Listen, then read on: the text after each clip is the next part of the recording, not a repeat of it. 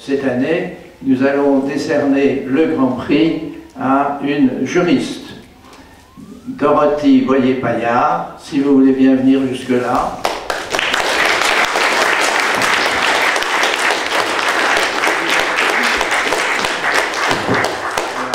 Voilà, on va vous remettre le Grand Prix. Je vous mets officiellement, n'est-ce pas?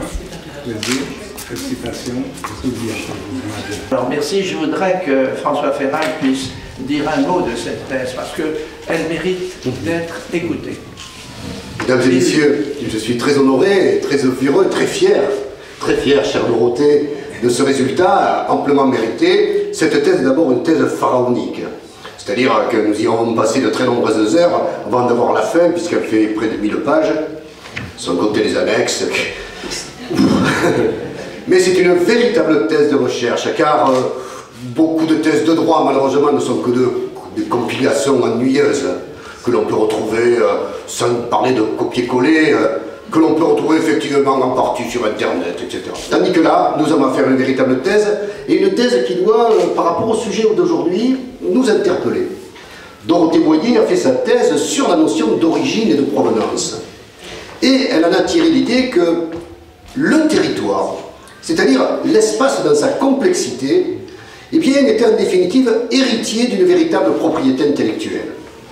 Sur cette propriété intellectuelle, des acteurs, qui sont les hommes et les femmes qui habitent ce territoire, ont la possibilité d'en avoir un certain usage et donc une sorte de bénéfice. Encore faut-il qu'ils le valorisent, qu'ils le mettent en œuvre et qu'ils l'enrichissent tous les jours. Le mérite de la thèse de Dorothée, c'est d'aller très au-delà du produit viticole. Elle y intègre même des savoir-faire qui sont des savoir-faire artisanaux ou industriels et qui peuvent donc représenter, là encore, une façon de protéger, de mettre en valeur ces savoir-faire. Elle a rassemblé une documentation pharaonique. Voilà, encore une fois, Dorothée, je suis extrêmement fier et très honoré d'avoir dirigé votre travail. Monsieur le Président, Monsieur Amaury, Mesdames, Messieurs, je suis vraiment très touchée en fait, de recevoir ce Grand Prix pour cette 22e édition du concours de l'Académie Amaury, mais je suis sincèrement honorée par cette reconnaissance. Et en cela, je tiens à remercier l'ensemble des membres de l'Académie Amaury, Monsieur Robert Tinlot, Monsieur Amaury aussi, Monsieur Puiset en tant que aussi président. Voilà. Je tiens aussi à remercier Madame Lebel et Madame Loubier en fait de We Agency. Je n'oublie pas bien entendu dans mes remerciements Monsieur Ferral en fait qui m'a suivi pendant ces longues années de recherche. Très courte.